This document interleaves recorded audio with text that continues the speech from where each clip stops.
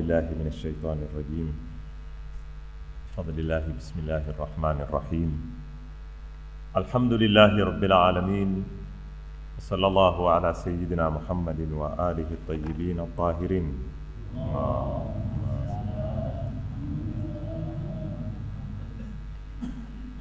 اللهم أدخل على أهل القبور السرور، اللهم أغني كل فقير، اللهم أشبع كل جائع، اللهم اكسو كل عريان، اللهم اقضي دين كل مدين، اللهم فرج عن كل مكروب، اللهم رد كل غريب، اللهم فك كل أسير، اللهم أصلح كل فاسد من أمور المسلمين، اللهم اشفي كل مريض، اللهم سد فقرنا بغناك، اللهم غير سوء حالنا بحسن حالك، اللهم اقضي عنا الدين وأغننا من الفقر إنك على كل شيء قدير.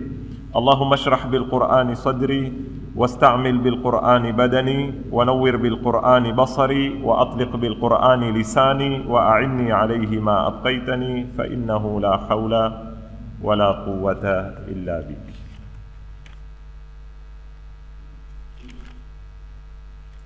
يقول الله سبحانه وتعالى: ربنا هب لنا من أزواجنا وذرياتنا قرة أعين واجعلنا للمتقين إماما. Bado tuendelea na kuzieleza sifa au sharuti ambazo zataka zizingatiwe katika kutaua mshirika wa maisha. Mume anapomtaua mkewe na mke anapomtaua mumewe. Kwanza ni dini, pili ni akhlaq na maadili, tatu akili, nne utahara, tano uzuri, sita matimbuko mema. Haya nimeyazungumza katika darasa ya yuzi na yana. Leo nataka kumaliza baadhi ya sifa zilizobaki ili tupate kutembea mbele. Lakini nataka kushiria kitu kimoja, kwamba hizi sifa tunavyozieleza takriban tutapata karibu sifa 13, na pia tukifuata tena tuweza kupata zaidi. Ni sifa, miongoni mwao kuna sifa asasia, kuna na sifa kamalia, kuna sifa za kimsingi, kuna na sifa za kujaza na kukamilisha, na lazima mwenye kutaka kuzitumia ajue namna ya kuzipanga. Mathalan, mnunuzi wa gari atakapokununua gari ana zipimo na sifa fulani ambazo ataziangalia kulingana na ile gari atakalokununua, kuanzia sampuli ya gari ni sampuli gani, injini yake iko vipi, kukimbia kwake, aje mpaka asikilie rangi yake, sampuli imezotiwa mataa, makochi yake ama ziti zake zimeketie ndani. Zote ni sifa nyingi, lakini ukiangalia kama mnunuzi wa gari katika hizi sifa, kuna sifa za pambo kwa lile gari ambazo tutaziita ni sifat kamalia, kuna na sifa za kimsingi zenye alaka na utendakazi wa ile gari. Kwa hivyo ni muhimu tuwe kuzipanga hizi sifa. Mathalan, tukizungumza dini, tukizungumza maadili, tukizungumza akili, hizi tunazungumza sifa za kimsingi katika kutagua. Lakini tukija tukizungumza uzuri, tukija tukizungumza masala ambayo yatafuatia leo mengine ya kuongeza, hizi ni za kujazia. Zikiweko ni uzuri, ndio ukamilifu, lakini zisitumiwe kama kipimo cha kuwata sifa za kimsingi kwa hisabu ya sifa zingine. 7. Almustawa alilmi.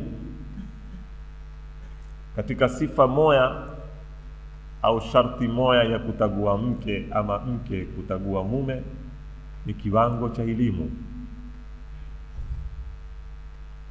Pengine tutastaajabu kusikia habari hii, lakini ikiwa tutakubaliana katika misingi fulani, hii sifa itakuja kujitokeza yo yenyewe, hata haitaki dalili.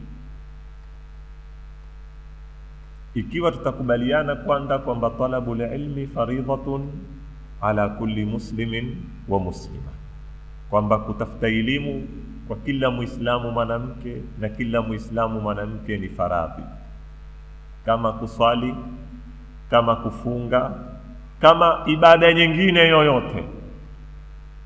Kwa hivyo kama vile utakapokuja kutaua mwanamke utamwangalia katika sifa huswali haswali, na mwanamke amwangalie mumewe huswali haswali, kwa sababu swala ni katika faradhi za nini? Za dini. Vile vile katika kutaua mke na kutaua mume atakamwangalie husoma ama hasomi, ana elimu. Ikiwa tutakubaliana kwamba talabul ilmi faridhatun ala kulli muslimin wa muslima, kwa sababu Uislamu wataka jamii imezoelimika, hautaki jamii isokuwa na elimu. Na ikiwa familia ndiyo chombo cha kwanza cha kuunda jamii, na ikiwa familia ndiyo chombo cha kuyea kizazi kitakachokufuatia, ni lazima familia iwe itakuwa ni nini? Yamiliki elimu. Na elimu si rangi kwamba hupaka, wala si kochi utakwenda kununua dukani ulitie, wala si TV wala si video. Ni wakati watu wakioana wawe watahakikisha kwamba sifa hizi zatiliwa maanani.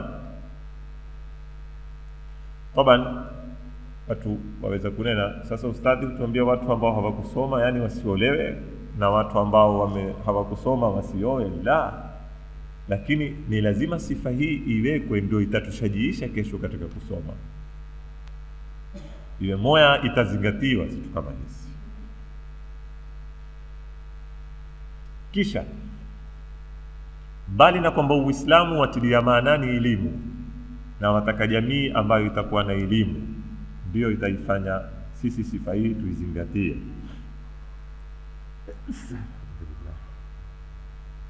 Athabakumullah. Istoshe maisha yenyewe ya ndoa yakitaka kuendeshwa kwa mujibu wa misingi inayotakikana ya Kiislamu, maisha yenyewe ya ndoa kupitia changamoto zinazojitokeza ndani ya maisha haya,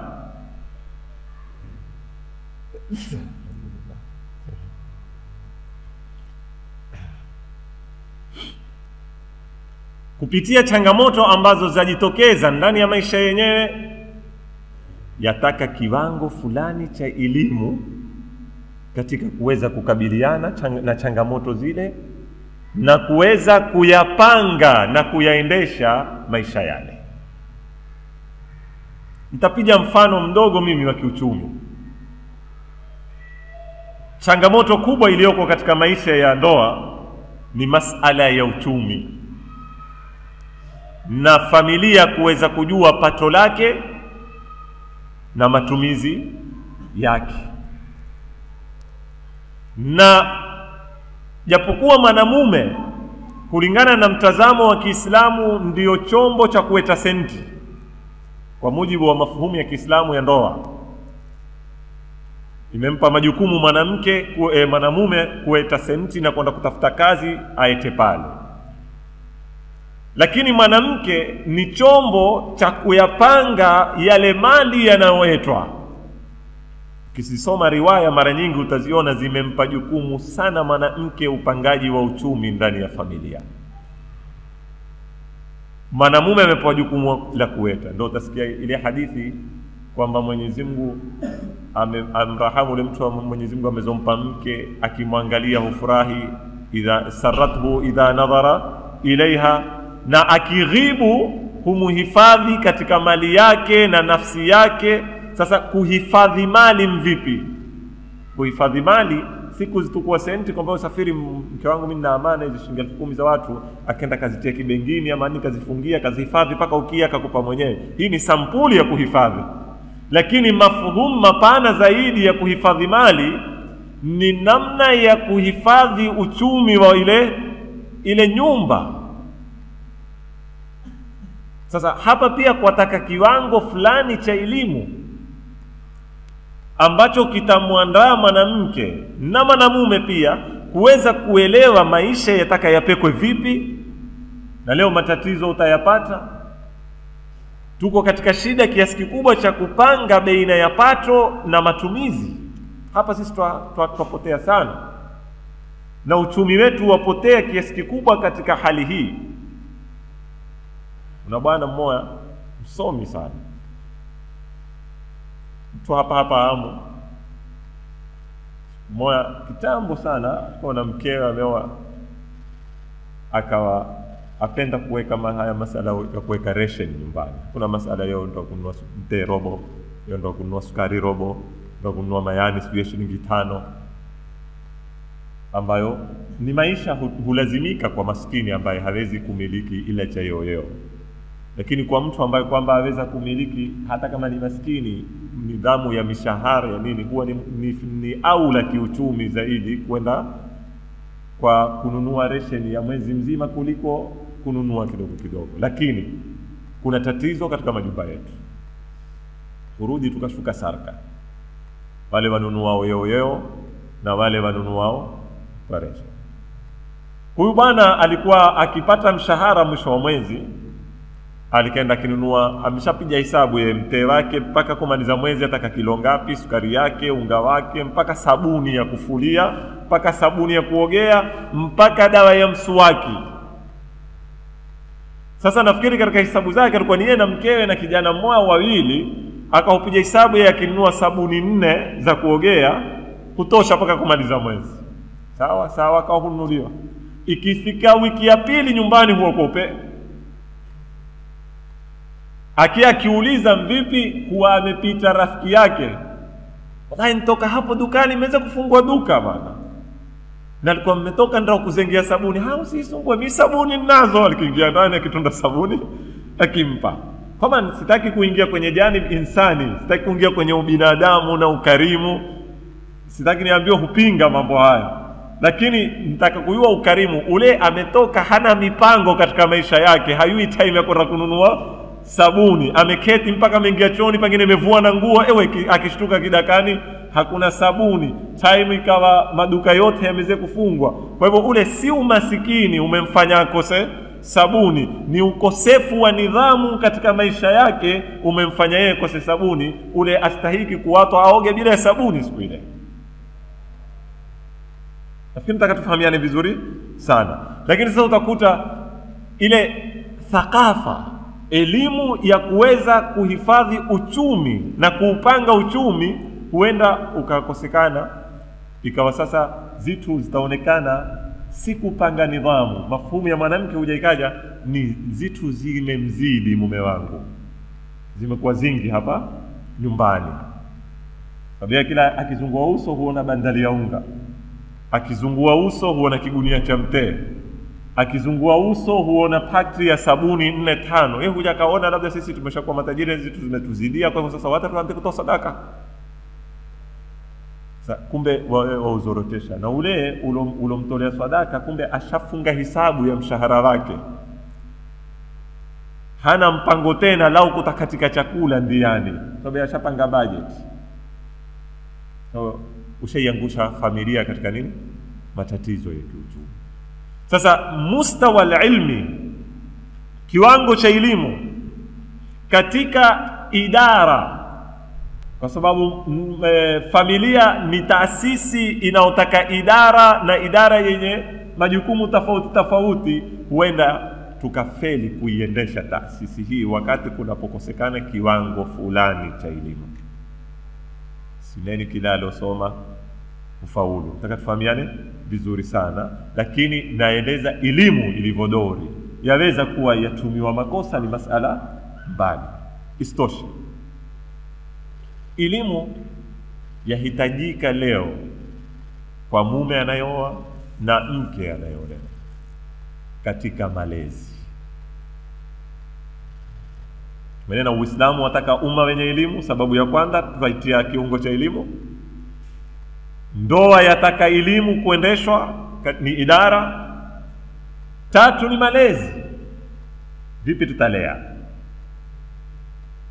Leo imekuwa masala ya tarbia ni elimu imezosimama kwa maguu yake mawili kamili.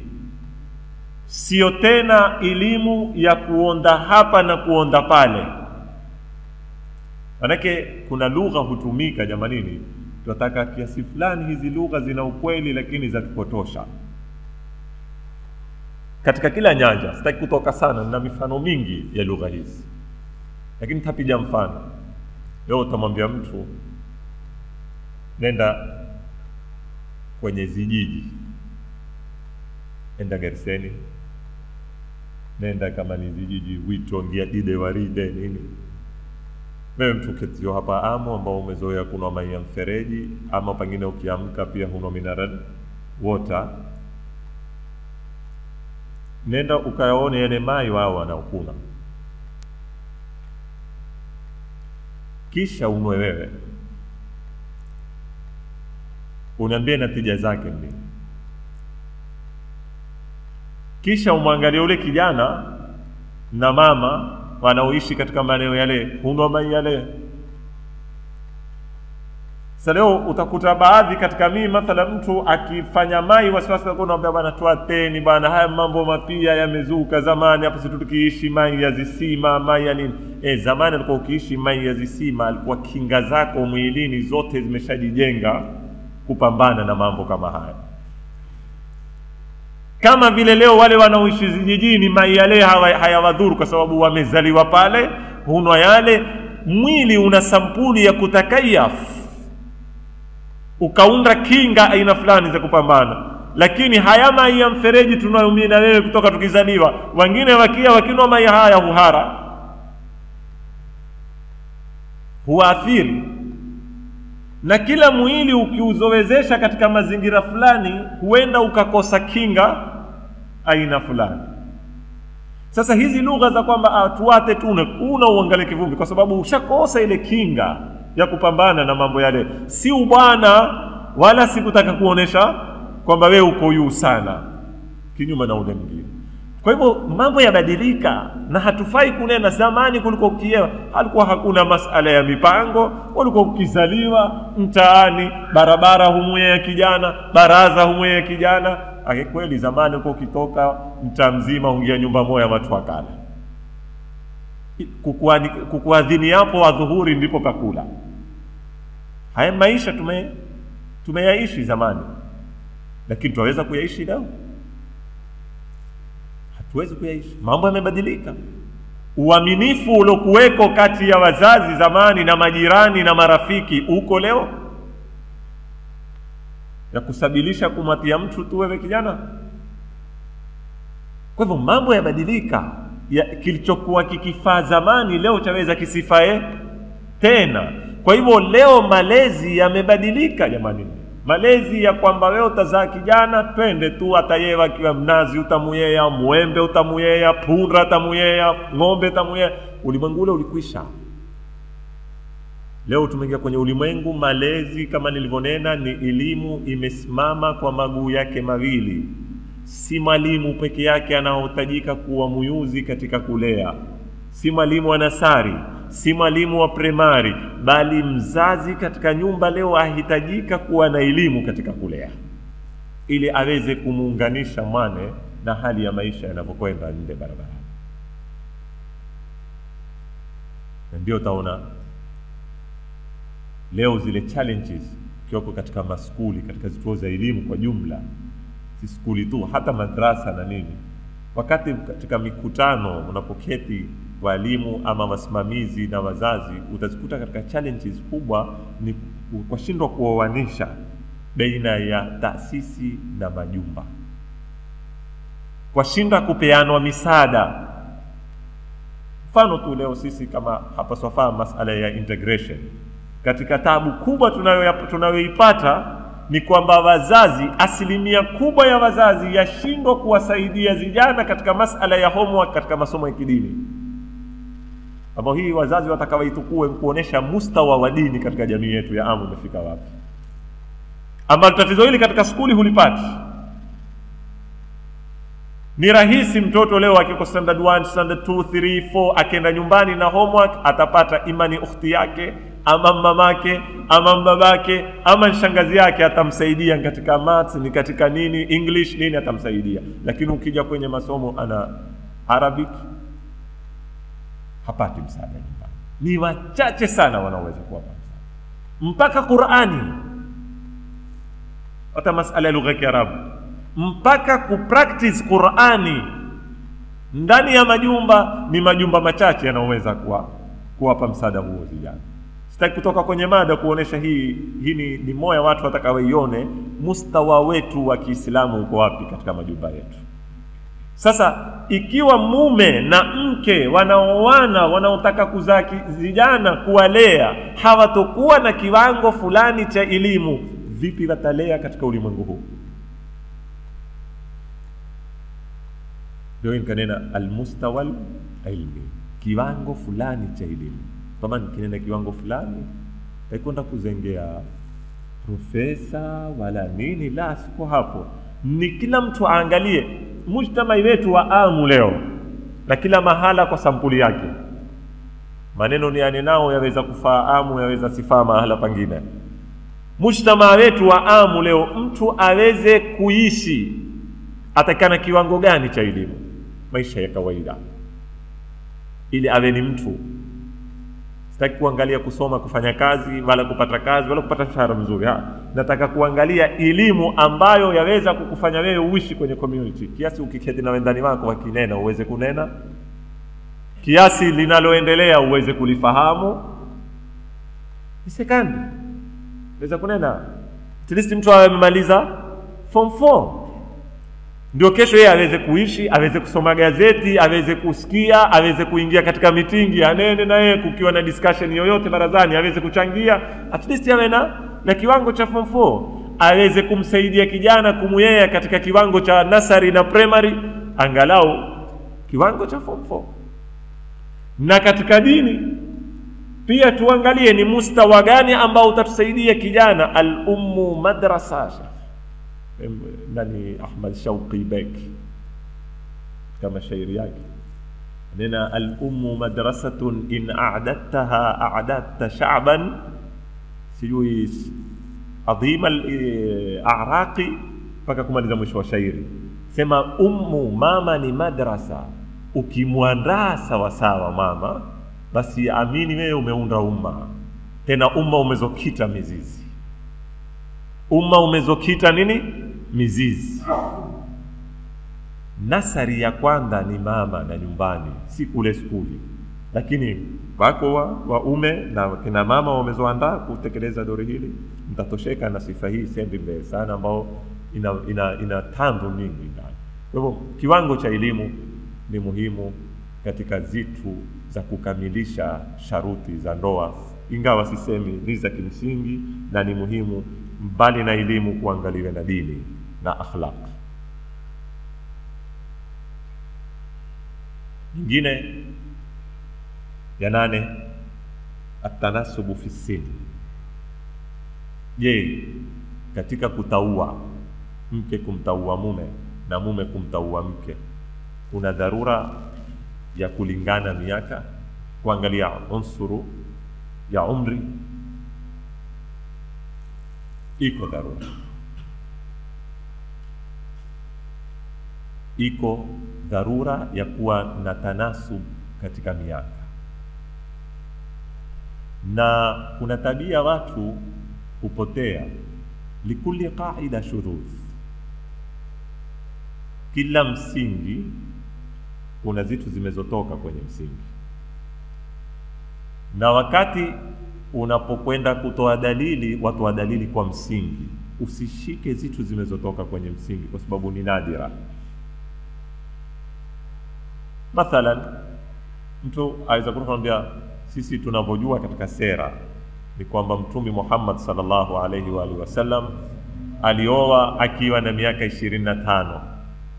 Akamuoa Nana Khadija akiwa na miaka 40. Mara nyingi hii hutumiwa dalili. Mbali na kwamba yakubalika haya kisera kwanza ama hayakubaliki, taiwata mijadala ya kitarikhi. Manake katika tarikhi kuna baadhi ya wanazuoni licha kudai kwamba Nana Khadija alikuwa na miaka 40, kuna baadhi wamefikia kwenye natija kwamba Nana Khadija alikuwa ni mwanamwali haswa alipoolewa na Bwana Mtume sallallahu alaihi wasallam. Iko rai na imethibitishwa kwa misingi ya kihistoria ambayo ni marefu haya, sitaki kutoka kwenye mada. Ni rai ziko. Nasema Said Jaafar Murtadha al-Amili ambao ni mhakiki mkubwa leo katika waandishi wa kihistoria, uko hai mpaka sasa, ambacho kitabu chake juzi ndio kimefanywa sherehe ya kumalizika, nafikiri ni juzu 32, ambao ameandika hakujawahipo kuandikwa kuhakikisha na kusahihisha mengi watu wanaofahamu katika historia ya Kiislamu ambayo sio. Kitabu chenyewe yakiita As-Sahih min Sayrati Nabii al-A'zam, ya sawa katika sera ya Mtume, ya sawa. Moya amezolijadili katika kitabu hiki kwa kurasa takriban 100 na kitu, hii ishu ya Khadija peke yake, na kutoa dalili mpaka mwisho. Ni hiyo, sitaki tutoke kwenye mada. Muhimu tapokufika mimi ni hapa, tujalie na iko rai ya wanazuoni wengi kwamba la, Khadija alikuwa ni mke mkuu na alikuwa tayari hata ashazaa baadhi ya vijana, na Mtume alimuoa akiwa na miaka 40, Mtume akiwa na miaka 25. Fali yakun ndio ya sawa. Ni kaida, si kaida, kwa sababu yaweza mtu hata si kwa Mtume sallallahu alaihi wa sallam, hata katika jamii yetu tukipiga tochi tuweza kupata fulani alioa mtu mkubwa wa umri wake na ndoa ikenda salama salimini, ikawa mzuri, na mpaka pengine wakahatimishana. Lakini ni kaida, si kaida, ni shudhur. Ni hapa moya, mfano wa pale moya. Ni kama itokee bahati mbaya au mzuri tunene mwezi wa mnazi mahala ambao si mazingira yake umea moya, uwezi utoke kama mwana sayansi kwamba sasa imethibitika kwamba minazi yaweza kumea mahala popote. Taratibu Sheikh, kwaweza kuwa kulikuwa kuna zitu fulani pengine zimetokea pale, uwe nini, kuna sibiana kiumri ni uzuri. Na ikiwa kutapitana, kama nikinena kuna sibiana sineni 20 kwa 20, 19 kwa 19, nataka tufahamiane vizuri sana. Na nena kuna sibiana kusipisane, kutupa mipaka. Kukipitana kwa miaka 2 hakujatoka kwenye nini, tanasu. Na hasa ulama kama Said Ibrahim al-Amini katika kitabu chake anena, ikiwa ikhtilafu itakuweko kwa upande wa mwanamume ni aula, yani mwanamume ndio atakuwa mkubwa kuliko mwanamke, ni aula kuliko kuwa mwanamke kukiwa na ikhtilafu atakuwa mkubwa kuliko mwanamume. Kwa nini? Kwa sababu nyingi. Kwa mmeona tazimaliza hizi sababu, lakini zina mambo ndani kila ushikao, na ina mambo muhimu hata tuipe. Watu waelewe kama unavokuwa kimwili wa kuwa kiakili. Akili nayo pia ikizaliwa huanza ikawa ni tiflun, ikaja ikawa swabii, ikaja ikawa shab, ikawa barobaro, ikaja ikakomaa, ikaja ikazeeka. Kwa ule umri unavopitia kwenye mwili ndio umri unavopitia kwenye akili. Naam, yaweza akili ya mtu ikawa mkubwa haraka kuliko mwili wake kupitia baadhi ya experience za haraka alizozipata katika maisha yake. Ndio leo kuna watu wazima wana miaka 25 kiakili. Na huweza akili ikachelewa kukua kuliko mwili kupitia mambo fulani ya kimaisha. Ndio leo waweza kupata kijana mtoto ana umri wa miaka 50, lakini akili yake ikali katika marhala ya swabii. Sasa hapa ndipo nataka waelewe, wakati unapopata baadhi ya watu ana miaka 20 au 25 amemuoa mwanamke ana miaka 30 au 40 na ndoa ikaingiana, ni maana akili ziko sawa kiumri, ingawa waona kimwili. Sasa wewe urukapo kanena ule lakini mbona mimi amekuwa na mimi ndio kuingia, wenda kujiitia mahala ambapo hujui utatoka vipi. Kisha yataka uiangalie akili ya mtumi akiwa na miaka 25 ni akili ya nani? Kukomaa. Hapa ndio tutaka tufahamiane vizuri sana. Na katika kuoana jamanini tumenena huoana nini? Akili, ruhu, mwili. Sasa kuna sibiana umri, kuna umuhimu kuzifanya akili zioane, kwa sababu katika kila stage kila mtu ana matakwa yake, ana na challenge yake. Mkiingiana kwa stage tofauti mtapishana kwa mahitaji. Takupa mfano. Kama barobaro una miaka 20-25 unapooa, katika stage hiyo mahitaji yako kwa mkeo tofauti na stage ya miaka 40 mahitaji yake. Hata yale yale ya kiseksi ni tofauti. Tofauti kabisa.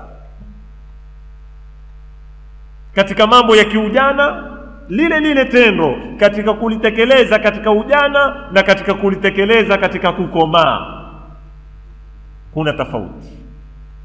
Kuna mambo katika ujana wayaona ndiyo raha yako, ndiyo kila kitu chako, ndiyo kufaulu ndoa, lakini kuna stage ukifika mambo yale yale wayaona ya kipuzi na hayana msingi.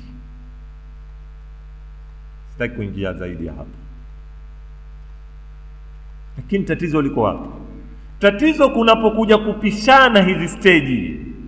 Sasa ikawa mmoja ataka mahitaji haya ambayo yeye ayaona ni kimsingi, wa pili ayaona mahitaji yale ya kiupuzi yake yeye ya kimsingi ni haya. Pale ndipo huja kupatikana taqatu'ul khutut baina az-zawji wa zawja. Pishana line. Zikisha kupishana sasa utasikia kila sampuli ya matatizo hapa. Utayezengea ufunguo wake uko wapi? Ule hakununua kitambara, ule swini yao, kumbe kuna tatizo la kimsingi liko mahali. Vipi utaweza kuligusa na vipi utaweza kulipata katika masala ya kuoa? Kwa hivyo kuna umuhimu wa kuangalia tanasub. Na ikiwa watu wataoana kwa ikhtilafu za kiumri, sisemi ni makosa, lakini wahakikishe kwamba wameoana kwa upande mwingine. Kama hawakuoana kimwili, wameoana kiakili, kiasi waweza kuenda pamoja katika zile stage kupita pamoja.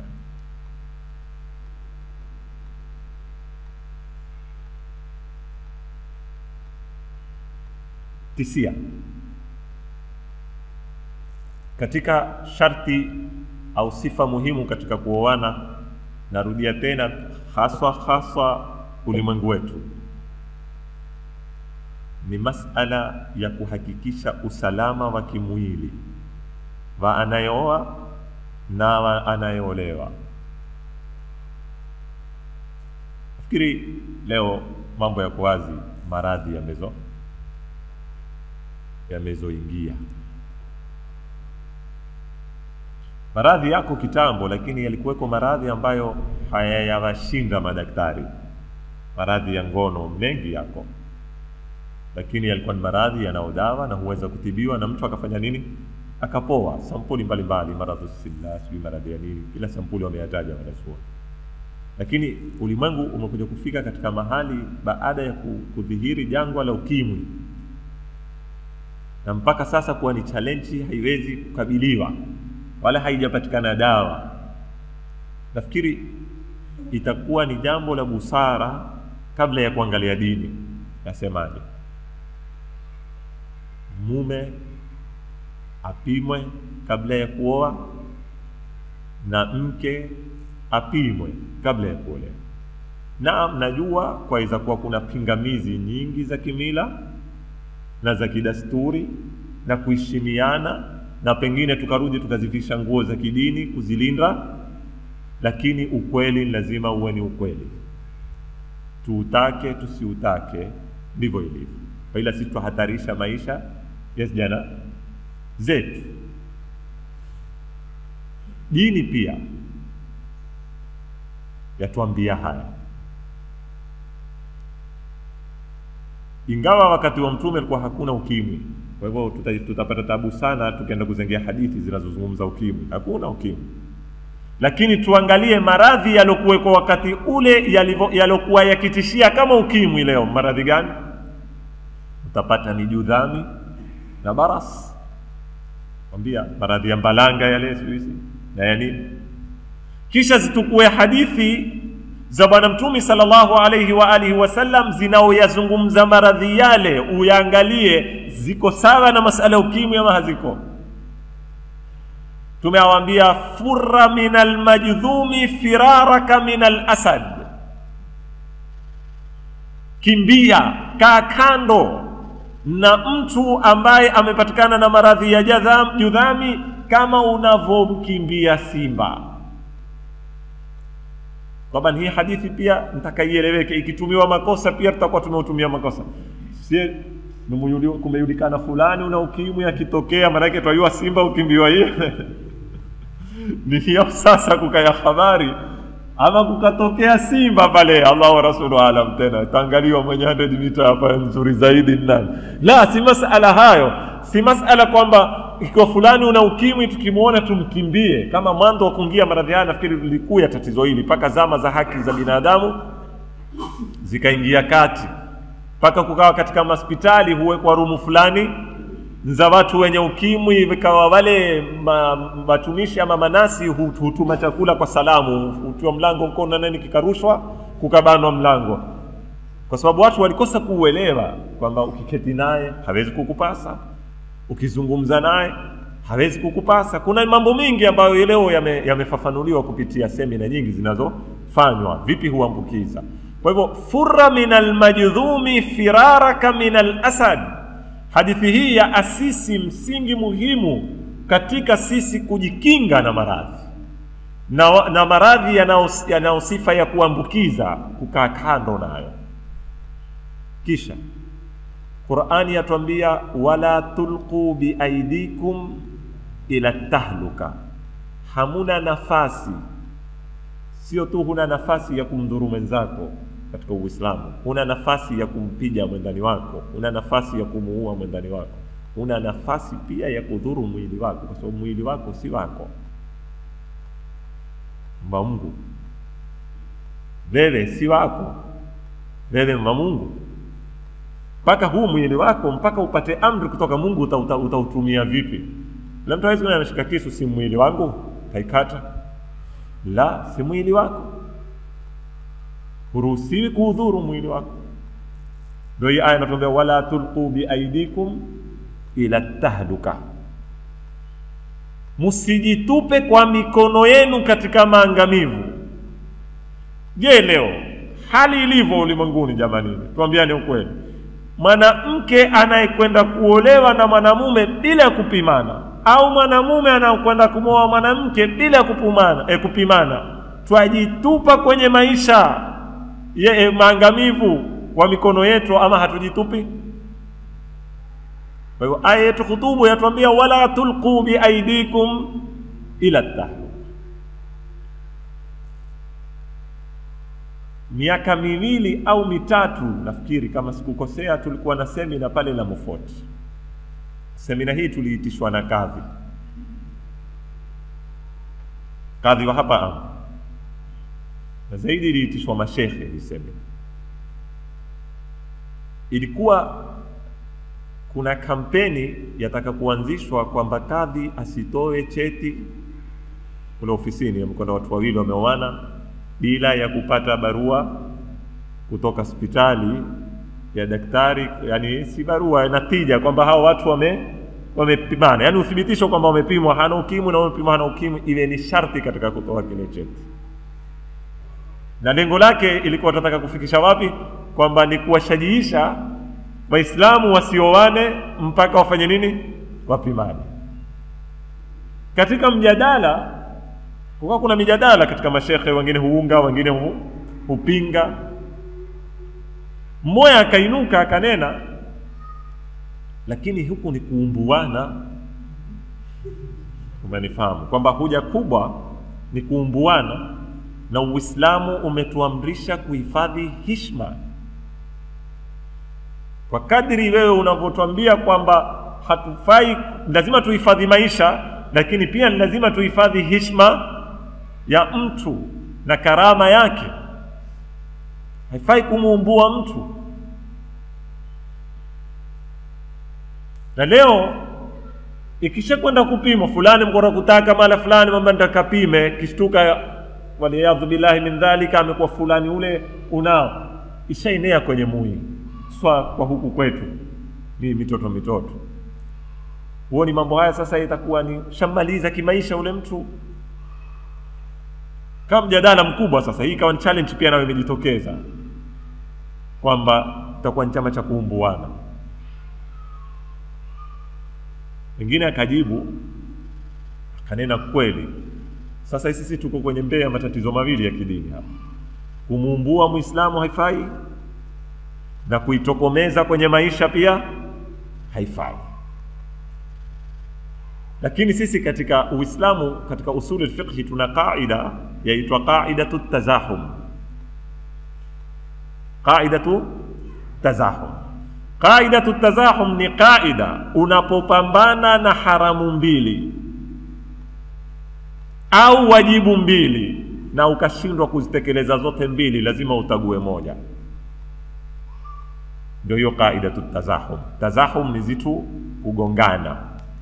Ufanyaje? Wanazuoni wameasisi yuqaddamu al-ahammu ala al-muhim. Utangulizwa la muhimu zaidi, bila ambalo si muhimu sana likakanyagiwa. Na hupiga mfano wanazuoni. Mathalan, umepita barabara ya pwani, kuna boti ama dau, mwenyewe wa muiwa ni fulani, na mwenyewe amekwambia usilidare hilo dau langu, mamnuu, haramu, sio chake. Wewe umemuona kijana pale huzama, wamwambia bwana nipa dau nitakwenda kumuokoa ule kijana, na yeye hataki kwenda kuokoa, akamwambia bila, mamnuu, haramu, na ukidara dau langu utapata madhambi. Wanazuoni kwambia kata kamba, tukua dau, nenda kamuokoe ule kijana, maliza kumuokoa, mrudishie dau lake, mfungie kwenye kamba. Akitaka ni hivyo, hataki ni hivyo, hakuna haramu hiyo kwa Mungu. Kwa sababu gani? Kwa sababu uko kwenye haramu mbili pale. Una kijana huzama, ukimwata azame ni haramu, umeangamiza maisha. Una nadau ukilitumia bila ya idhni ya mwenyewe ni nini? Ni haramu. Sasa kutunga haramu ya kutumia dau na kutunga haramu ya kukosa maisha ya kijana, ipi ni aula? Kwa hivyo yuqaddamu al-ahammu ala al-muhim. Kwa hivyo sasa tuje katika masala ya kupimana. Wewe wanena kumuumbua na kuua. Wewe wanena kumuumbua, kwamba yule atakwenda kuumbuka, natija siumbuke, ni watakwenda wote wawili. Lipi muhimu hapa? Yuqaddamu al-ahammu ala al-muhim. Istoshe, kwa nini hatuendi kurakibisha asiumbuke? Pia si kila apimwao huumbuka. Ni kuonesha ima pale hospitali au katika hizi sehemu za kupima kuna tatizo. Kwa hivyo tutukueni hatua kama jamii ya Kiislamu, kama viongozi, tubunini ama turakibisheni. Tukishindwa kuparakibisha pale, tubunieni chombo chetu pale ofisini kwa kadhi au ndani ya zituo za kidini, kuwe na ofisi sampuli ambayo itaweza kuhifadhi karama za watu na heshima, wasiumbuke. Tutukueni hatua turakibisha. Lakini salamatul jismi ni muhimu katika sharuti yataka itungwe. Wakati umenimalizikia, nilikuwa nimebakisha 2 nizimalize, lakini inshallah taala hizo nitakwenda nazo kesho, twende nazo. Na maswali ambayo yamekuya leo nitayapata kesho. yana ndio nitakujibu leo. Wewe ameleta maswali mawili. Swali la kwanza anena kuna baadhi ya Waislamu wakioa ama wakiolewa huenda kwa waganga kuuliza juu ya ndoa yake kwa atakaye kumuoa na masaa ya kuoana ni vipi?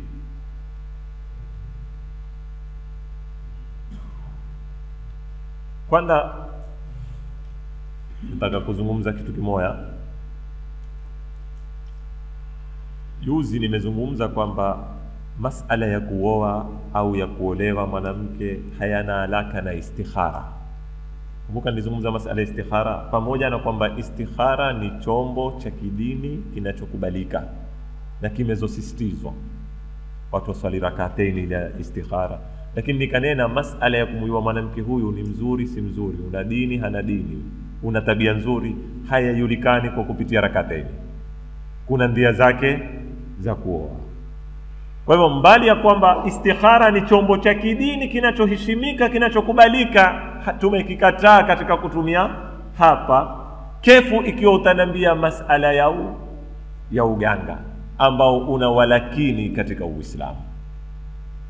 Yaani wewe utawata mato yako kumjua mwanamke huyu ana dini au hana dini, mwanamke huyu ana tabia mzuri ama hana tabia nzuri, wewe ndio ukategemee matalasimu. Ikiwa rak'ataini za Mungu umeambiwa usizitegemee, utaona kutegemea talasimu. Sitaki kukwambia uganga ni hufaa ama haufai, la, utategemea hizo. Nini unachokwenda kukizengea? Masaa na siku. Uislamu unao masaa na siku, ni kwa kadiri tu sisi tunapokuwa hatujui Uislamu wetu. Lakini pia Uislamu unao kila mambo kwa masaa yake, na si ya uganga. Kila mambo kwa masaa yake na kwa siku zake. Siku za kuoa mzuri ni siku gani? Masaa ya kuolea mazuri ni gani? Siku za kuanza biashara mzuri ni siku gani? Siku za kusafiri mzuri ni siku gani? Hadithi tele za Bwana Mtume Muhammad sallallahu alaihi wasallam. Nenda kufuata hizi. Siku ya Hamisi ni siku ya kuoa mzuri, siku ya Juma ni siku ya kuoa mzuri. Kuna hadithi zimetukataza kuoa, si kwamba ni haramu, si siku mzuri. Zimeelezwa mpaka kwenye zitabu za fiqh. Kuna kama siku za wazita ayyamul bidhi, siku nyeupe. Mara nyingi siku nyeupe kusudiwa siku zile za mwezi umezokamilika, 13, 14, 15, 16, hizo kulwa ni ayyamul bidhi. Pia zinao nini yake katika masala kuoa. Kwa hivyo ziko zitu hizi katika dini. Ama ukiwa wataka kwenda kuangalia mambo ya mustakbal, sana mara nyingi wenda kwa waganga huenda kwa fikra hii, huu mwanamke atakuwa ni mabruki kwangu, kutatatuka uchumi, hakutatuki, zitatokea nuhsimbe. Hayo ni masala ya kwenda kuzengea ilmu al-ghaibi wala ya'lamuhu illa Allah. Na iwao mambo hayo ni Mwenyezi Mungu Subhanahu wa Ta'ala. Swala la pili, anena nina swala katika jamii yetu kuna baadhi ya walioana huenda kwa waganga kufanyia sihiri kumweka mume kwa madawa au mke, na wote hawa ni Waislamu, mume mke. Mwalimu, juu ya suala hili ni vipi? Naomba unifanulie kwa uwazi. Hawa ni wale wakosao kwa mikono wakashika kwa maguu. Si tunao ule mfano? Kwa maana tutakuwa inshallah mada itakayokuya vipi hubuniwa ndoa, vipi watu huunda mapenzi ndani ya ndoa, vipi watu hufanya, vipi mwanamke aweza kumfanya mumewe akaiona nyumba yake ni jannatul firdaus, na vipi mwanamume aweza kumfanya mkewe akaiona nyumba ile ni jannatul firdaus, na vipi huweza ikafanywa jahannam. Kama Mtume sallallahu alaihi wasallam aliponena Allahumma inni a'udhu bika min zawjatin tushibuni qabla awani mashibi, Mola nailinda kwako na mke ambayo atanizeesha kabla kufika wakati wa kuzeeka. Kwa hivyo yako mambo, mimi sitaki kwenda kuingia kwenye mjadala mrefu sasa hivi uganga ufaa ama haufai. Lakini kwa nini twazivata kwa mikono kisha twazizengea kwa nini kwa maguu? Wassalamu alaikum warahmatullahi ta'ala wabarakatuh. لا